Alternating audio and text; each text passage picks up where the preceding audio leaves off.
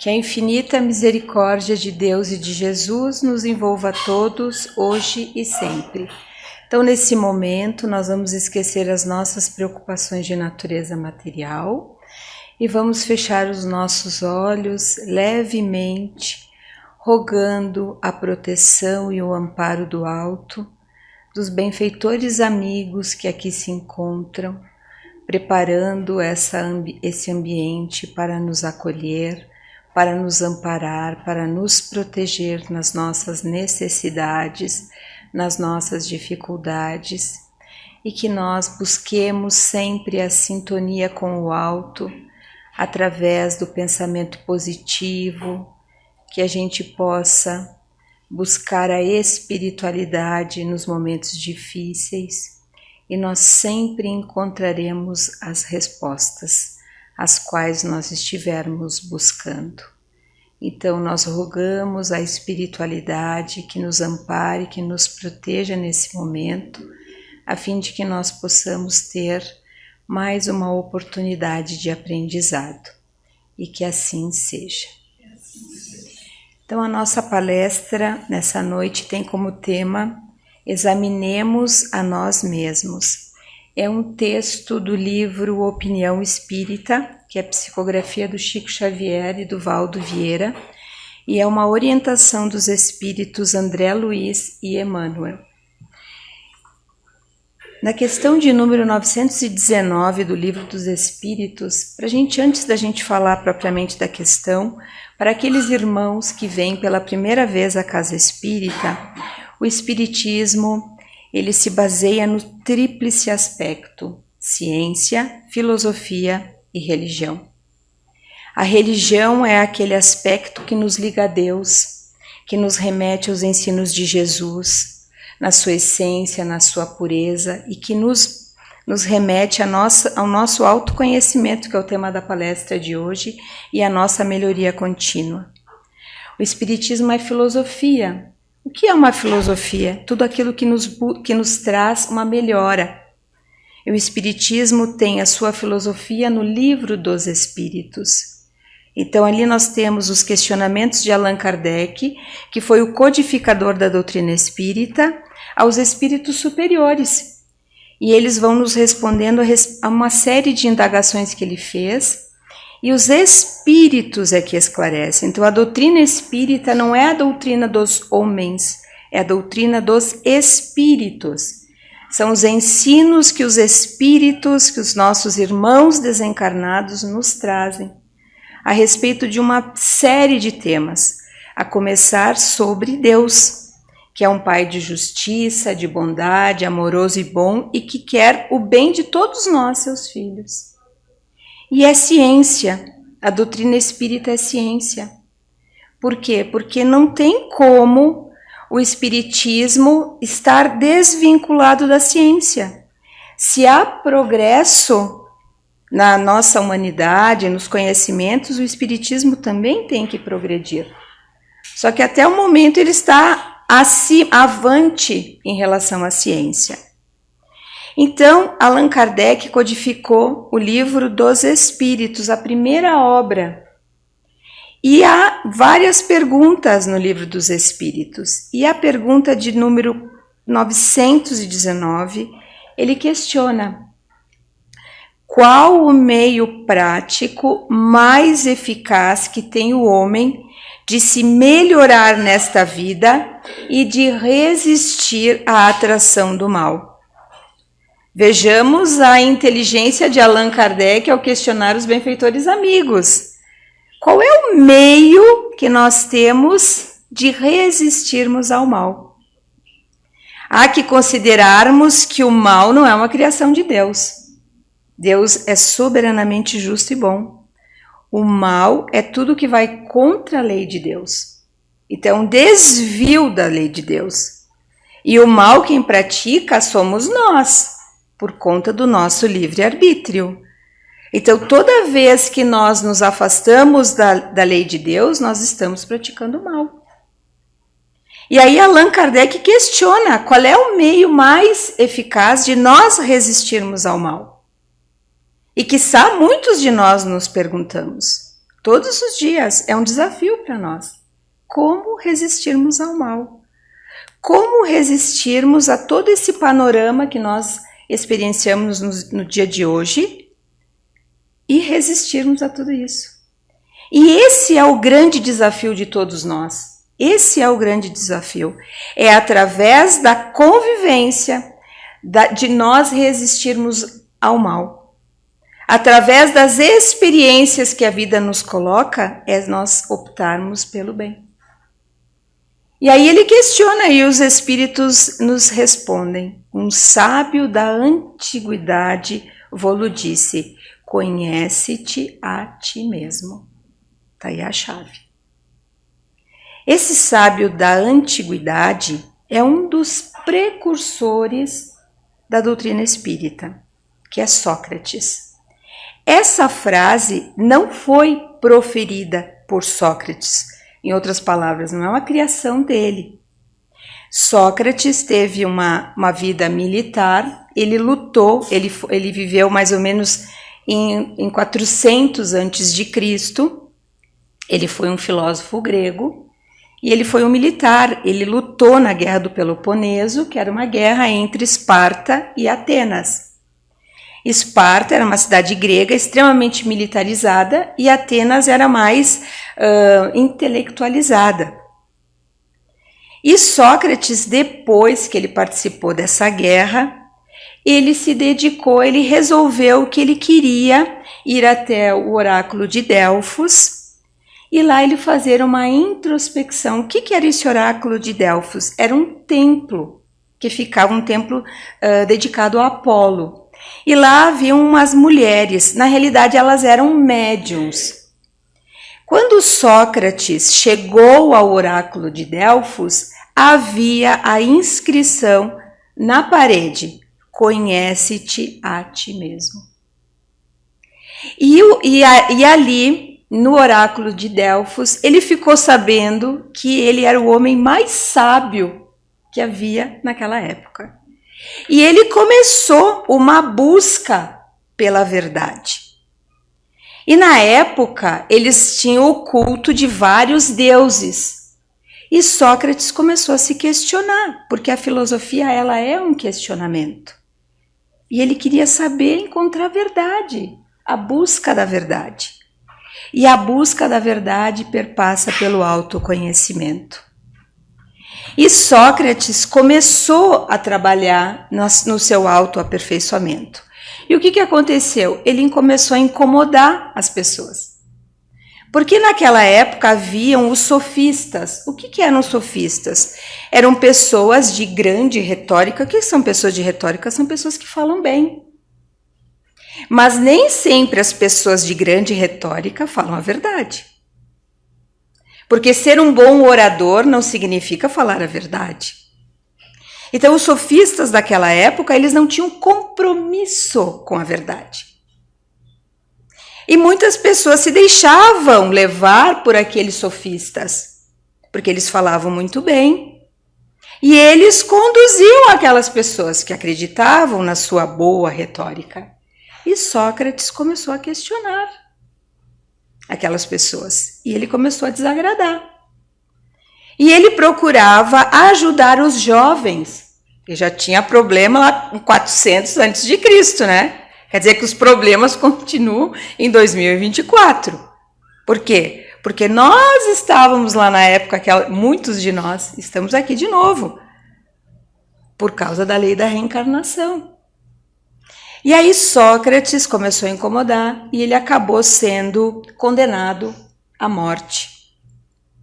E ele tem que beber cicuta. E no dia da condenação, Sócrates, assim como Jesus, ele não deixou nada escrito. Um discípulo de Sócrates foi Platão.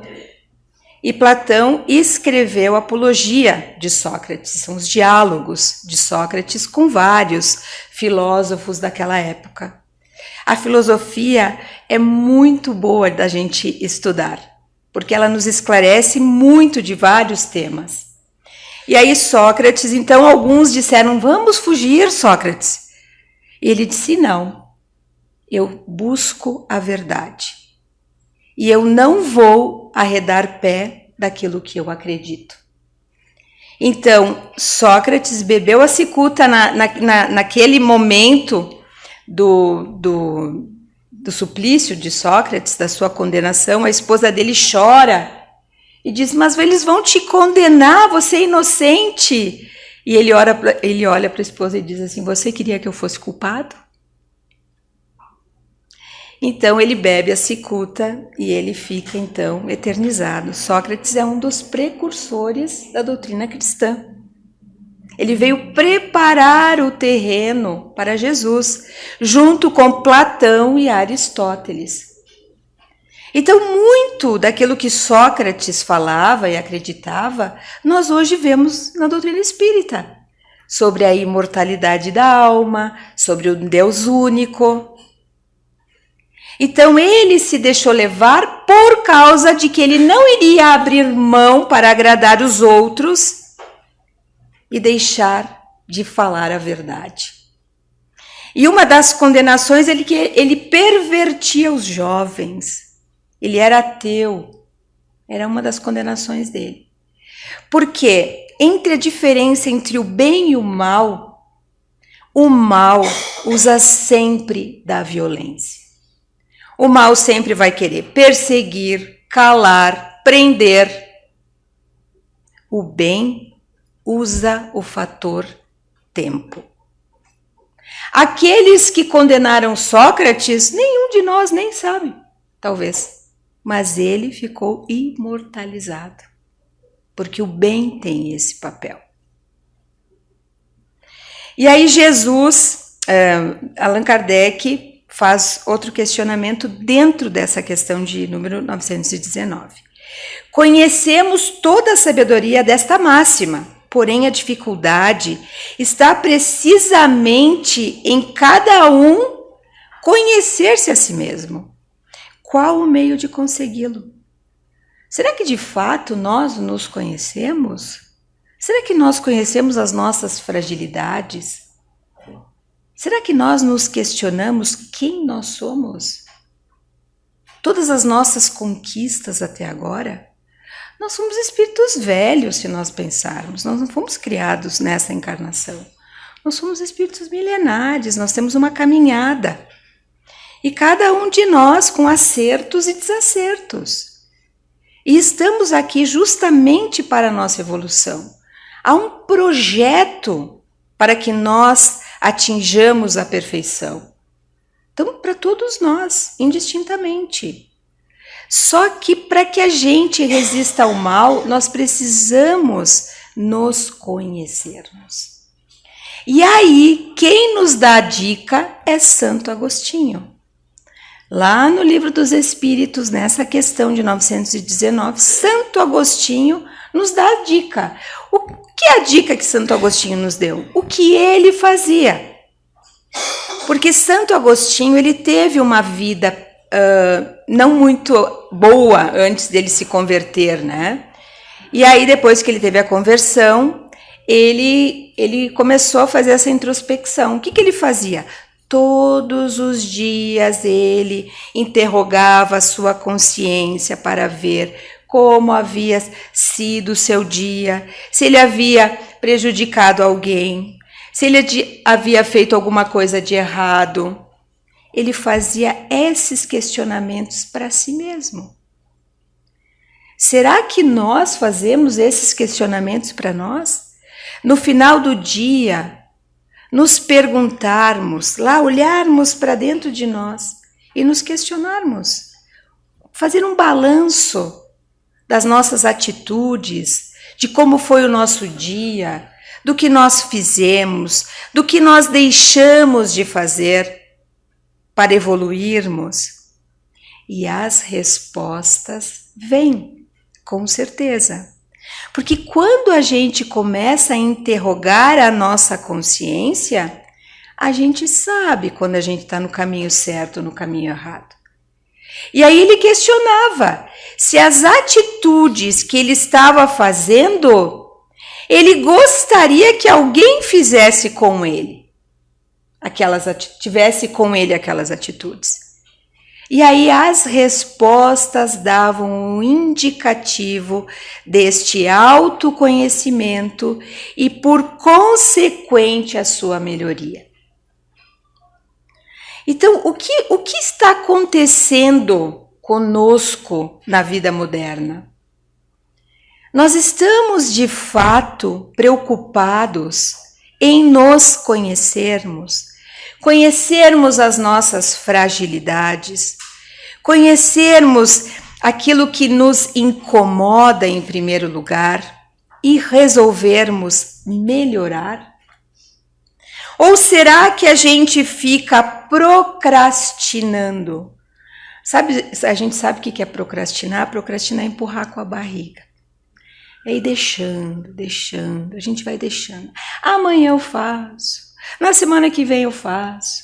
Porque todos nós, temos as projeções para o futuro. Nós vamos fazer no ano que vem, no mês que vem. Agora que começa o final do ano, então, quando muda o ano, a gente passa o ano inteiro procrastinando. Aí quando muda o ano, assim, a gente faz um monte de promessa, pula onda, come não sei quantos grãos de uva lá na passagem, promete A, B ou C. E depois que passou do dia 2, aí a gente é sempre do mesmo jeito, né? Só que a vida exime a cobradora das nossas atitudes. Então a gente tem que realmente arregaçar as mangas e dizer, afinal de contas, Karina, tu tá aqui para quê? Tá na colônia de férias? Não, porque nós não estamos numa colônia de férias. Esse é o fato, é verdade. Nós estamos aqui para buscarmos a nossa evolução espiritual. Para isso nós estamos aqui. E essa evolução espiritual, ela tem que acontecer com a nossa convivência com os nossos diferentes. Mas, em primeiro lugar, nós temos que ter o autoconhecimento e nos conhecermos e nos respeitarmos o nosso ritmo, procurarmos vermos aonde a gente está errado, o que a gente pode fazer para melhorar. Porque muitas vezes nós sempre queremos achar um culpado para alguma coisa. E não existem culpados, existem pessoas responsáveis pelos seus atos. Porque achar culpado é muito fácil. Ah, deu errado em A, B, meu casamento dá errado, o culpado é o meu companheiro, a minha companheira. Tá, e eu? O que eu fiz? Eu também tenho uma parcela de culpa no relacionamento. Se os meus filhos se desviam do caminho do bem? Ah, o culpado é o professor, é fulano, é ciclano, mas nunca nós. Você já reparou que nós nunca somos os responsáveis? A gente está sempre empurrando para os outros? Nós temos que assumir a responsabilidade das nossas atitudes, dos nossos atos, dos nossos pensamentos. Chega da gente ficar empurrando com a barriga, procrastinando, deixando para amanhã. A gente não sabe se vai ter o amanhã. A gente não sabe. A gente não sabe se a gente vai estar aqui amanhã. Quem de nós tem a certeza disso? A certeza que nós temos é que um dia, não sabemos qual dia, nós teremos que voltar para casa. Ah, mas qual que é a nossa casa? A nossa casa é no mundo espiritual, através da morte. E a gente tem um medo terrível da morte, né? A gente quer viver, e é natural que a gente queira viver, porque é aqui, neste mundo de carne, que a gente que nós vamos nos reajustarmos. É convivendo com o parente difícil, é convivendo e aprendendo a respeitá-lo, a amá-lo. Esse é o grande desafio de todos nós. E a gente se preocupa tanto com as questões materiais que a gente esquece de olhar para dentro de nós. Se as pessoas, sabe que é bom quando nós temos os nossos inimigos são melhores que os nossos amigos. Porque os nossos amigos deveriam falar a verdade para nós. E dizer, olha, tu é chato, tu tá chato hoje. Não dá para te aguentar. Quem é que te aguenta? Com esse mau humor, Porque tem gente que acorda de mau humor e vai de mau humor o dia inteiro. Né? Agora o nosso inimigo fala para nós. Mas tu é chato mesmo, né? Tu não muda. Então o nosso inimigo muitas vezes é mais nosso amigo do que o nosso amigo. A gente tem vergonha de falar a verdade. Porque a gente não sabe falar a verdade. A gente prefere a fofoca. Ao invés de falar a verdade para uma pessoa, porque a verdade a gente tem que saber falar também, né? Não vai chegar para a pessoa assim de uma forma agressiva. Tem formas da gente falar. Mas a gente tem que ser verdadeiro. Porque se a gente não for verdadeiro, os relacionamentos eles são efêmeros. Então a gente gosta de falar nas costas. A gente gosta de falar mal. Isso que nós temos a mania, da fofoca, do fuxico. A gente se compraz de falar mal da pessoa. Vem alguém nos visitar, a gente pode achar aquela pessoa chata, a gente já recebe aquele sorriso amarelo que a gente diz, ai, que bom que você veio, a gente dá graças a Deus quando ela vai embora. Por quê? Porque as nossas relações não são baseadas na verdade. As nossas relações. É lógico, se vem a visita, a gente não vai expulsar a visita de casa, né? Mas a gente tem que procurar ser verdadeiro com ela e não depois que ela vai embora, a gente ficar falando mal. E é sempre assim. E é um dia, é outro, é outro, é outro. É no ambiente de trabalho, é a fofoca, é a maledicência. Porque nós ainda temos a condição da imperfeição. E isso somos todos nós, e é por isso que nós estamos aqui novamente. Por isso que nós estamos reencarnados. Para a gente fazer essa autoanálise e ver aonde eu tenho que mudar. Por que eu sempre sou do mesmo jeito e não consigo mudar? Porque eu preciso. Por que eu me incomodo quando alguém fala alguma coisa para mim? Por que eu me perturbo quando alguém fala umas verdades para nós? Porque a gente não quer ouvir a verdade. E a verdade é só uma só. E Sócrates morreu no testemunho da verdade. Ele não se dobrou. Jesus morreu no testemunho da verdade. Ele não se dobrou. Então nós temos que fazer a nossa parte, sim. E não é amanhã, é hoje. E lamentavelmente, a grande maioria de nós, quando desencarnamos, tem uma grande decepção. Porque nós deixamos o tempo passar. A gente está perdendo oportunidades valiosíssimas de evolução e crescimento, e a gente está deixando passar. E um outro problema muito sério, que ao invés de nós buscarmos a verdade, a gente fica relativizando as coisas. Isso é um problema muito sério. Nosso. Quando Jesus nos disse que o teu dizer seja sim, sim, não, não, é porque a gente tem que ter uma posição firme perante as coisas. A gente tem que buscar ser verdadeiro. Mas onde que está a verdade, Karina? A verdade está no Evangelho. A verdade foi ensinada por Jesus. Quantas coisas Jesus nos ensinou? O que nós estamos buscando aqui na presente existência? Qual é o objetivo da nossa vida? Nós temos que ter um objetivo. Nós temos que ter um objetivo. Porque senão o tempo vai passar. E a gente vai perder essa oportunidade valiosa que nós temos aqui. E olha que reencarnar não tá fácil, hein? Reencarnar não tá fácil. Olha como estão as configurações hoje das famílias. Reduzido o número de filhos, né?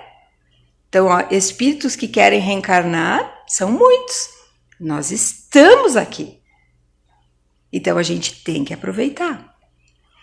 E aí, lá nesse texto do Opinião Espírita, eles nos colocam, né? O dever do espírita cristão é tornar-se progressivamente melhor. Eles são tão bonzinhos conosco que eles colocam progressivamente e não instantaneamente.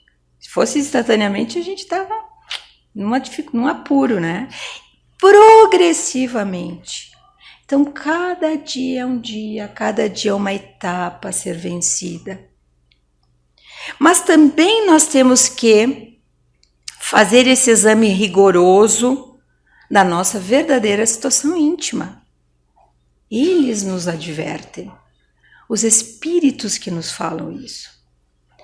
Espírita que não progride durante 3 anos sucessivos permanece estacionário. Não só os espíritas. Não é a Karina que está falando, são os espíritos. André Luiz e Emmanuel. Então, já há 3 anos que a gente não progride, ficamos estacionários. Testa a paciência própria. Estás mais calmo, afável e compreensivo? Vamos inquirir as nossas relações domésticas. A gente conquistou altos níveis de paz dentro de casa? Ou a gente está sempre em pé de guerra dentro de casa?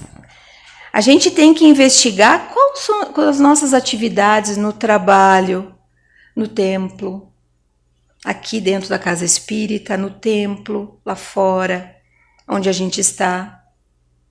Como que estão as nossas relações com as pessoas? São relações amigáveis ou são relações de conflito? Se são relações conflituosas, a gente tem que olhar para dentro de nós e ver onde é que eu estou errando, o que eu estou fazendo. Preciso me emendar. E tem que ser sempre de dentro para fora. E não botar a culpa no outro. Que botar a culpa no outro é muito fácil. Tudo que acontece, nós temos uma parcela de responsabilidade. Responsabilidade é diferente de culpa. Muito diferente. Então, isso é um exercício diário. A gente tem que também praticar o desapego. A quanto andam as nossas relações com a matéria? Qual é o nosso nível de apego com relação à matéria? Será que se a gente desencarnasse hoje, como seria o nosso nível de desapego? Iríamos sem olhar para trás ou ficaríamos apegados aqui? Olhar também a questão dos pronomes que a gente usa. Menos meu, minha, mais nosso. Porque quando a gente usa os pronomes meu, minha, é egoísmo. E a vida de relações, ela precisa que a gente seja altruísta, muitas vezes. Sabermos dividir. E aí, quando a gente é movido pela cólera, pela raiva, como que a gente lida com isso? Quando a gente fica com raiva, quando a gente fica com ódio, com ressentimento, como que a gente lida com isso? Isso a gente tem que questionar para dentro de nós mesmos. Porque esse é o autoconhecimento que a gente busca. Como que anda o nosso nível de desafetos? A gente busca, dentro dos relacionamentos humanos, da convivência, evitar os desafetos, os melindres? Porque às vezes as pessoas falam as coisas para nós sem intenção de nos magoar. E a gente fica extremamente melindrado. E já fica de mal, e já não quer mais conversa, e já briga. Como que está esse nível dentro dos nossos corações? E a gente realmente está em acordo com aquilo que a gente professa? Estamos sendo de fato cristãos, seguidores do Cristo? O Evangelho é a nossa bússola, tem todo o nosso código para a gente conviver em harmonia aqui. Como está o nosso nível de oração? A gente tem de fato orado, pedindo ajuda, agradecendo? A oração é algo que acalma a nossa alma. Nós temos orado com frequência? Nós temos tanto para agradecer, tanto para agradecer. Estamos agradecendo tudo aquilo que nós temos, as bênçãos que nós temos.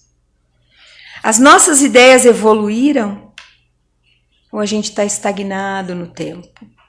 Então são dicas que os benfeitores amigos nos colocam, que tudo caminha, tudo evolui. A gente jamais retrocede na nossa marcha de progresso. Só que a gente não pode ficar estacionário. A gente precisa andar, movimento, que é isso que Jesus nos colocou, que nós nos mantivéssemos em movimento. Todas as curas, todas as parábolas que o Mestre nos colocou, ele sempre nos colocou na ação. Ora, vigia, anda, vai. Movimentos. E movimentos sempre para frente. E é por isso que nós estamos aqui, para nos movimentarmos a caminho da luz. E aí, para a gente concluir, eles nos colocam: não te iludas. Um dia que se foi é mais uma cota de responsabilidade, mais um passo rumo à vida espiritual, mais uma oportunidade valorizada ou perdida. Interroga a consciência quanto à utilidade que vens dando ao tempo, à saúde e aos ensejos de fazer o bem que desfrutas na vida diária. Faze isso agora, enquanto te vales do corpo humano, com a possibilidade de reconsiderar diretrizes e desfazer enganos facilmente, pois, quando passares para o lado de cá, muitas vezes já não será mais tão fácil. Então, nesse momento, nós vamos agora receber o passe, a fluidoterapia, e que nós nos coloquemos receptivos a esses fluidos que sobre nós serão derramados, cerrando os nossos olhos, agradecendo essa oportunidade de aprendizado, agradecendo aos benfeitores amigos que aqui se encontram, nos orientando, nos amparando, e que sobre nós sejam derramados fluidos de cura, restauradores, calmantes, e que nós possamos retornar aos nossos lares em muita paz. E que assim seja.